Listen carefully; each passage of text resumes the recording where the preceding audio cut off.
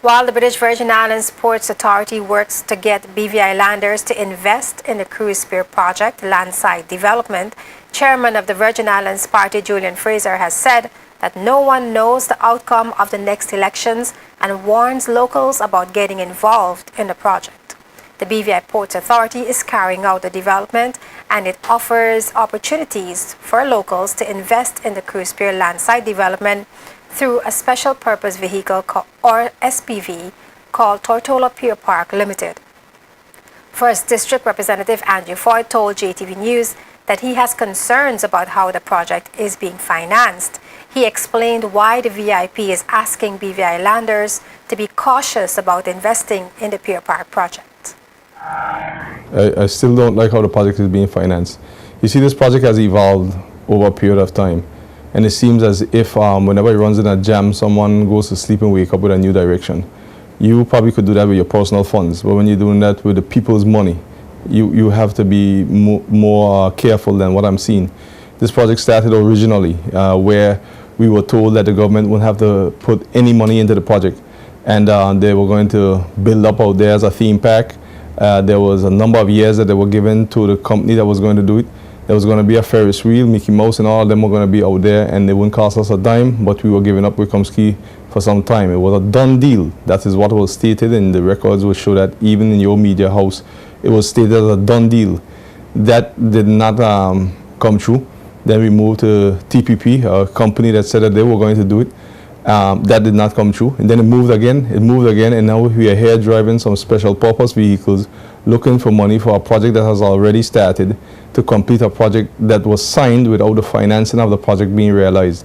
We experienced this same problem with the hospital project, signing a $100 million project from all indications for $64 million, and upon the time of signing only secured $35 million from Social Security, leaving $30 million more to be found, which they started at that time before they left with the banks. We continued it, but it took us 2 years, which created a situation we had to use the money from the treasury to pay the bills for the country and keep the country running, which contributed significantly to cash flow problems.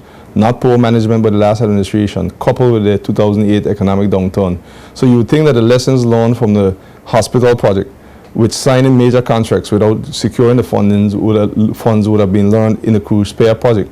But it has not been learned. Now, so far, they have already borrowed $35 million from one of our local banks.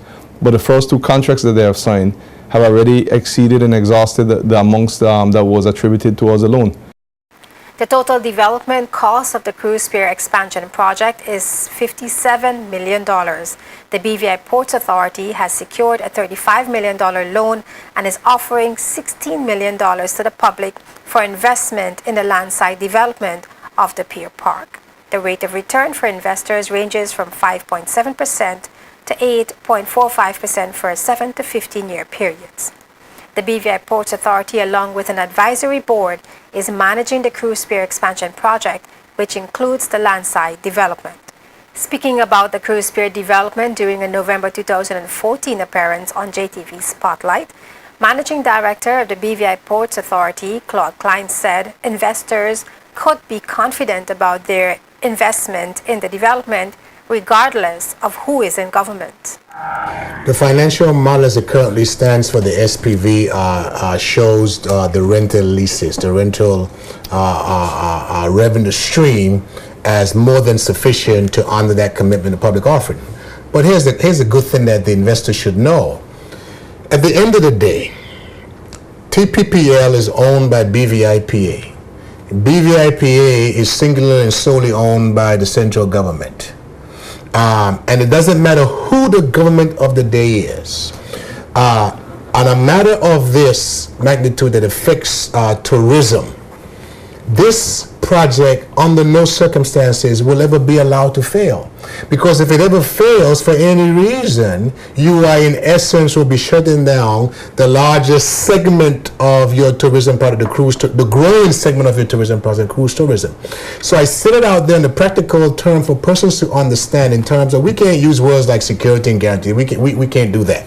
But what persons need to know in terms of how the protocols, how things are laid out, is that the TPPL, which is just a SPV, a vehicle that helps bring the offering, the BVIPA at the day will honor its commitment. It has a history of doing so, will continue to do so. And if just there should be some Armageddon, something that's beyond our control, it's backed by the government. You have to remember that $35 million is a guarantee by the government of the British Virgin Islands, signed off by the United Kingdom government. This is not just, again, to use the word, some mom and pop fiasco. This is serious and real business, and where you can be comfortable and be confident about investing in this development, because at the end of the day, the BVIPA and central government, according to statute and act, is responsible for making this thing a tremendous success. Clarence Faulkner, the managing director of PMI Capital Services Inc., the placement agent for Total Pier Park Limited, said persons with concerns can speak with him to get a better understanding about the public offering.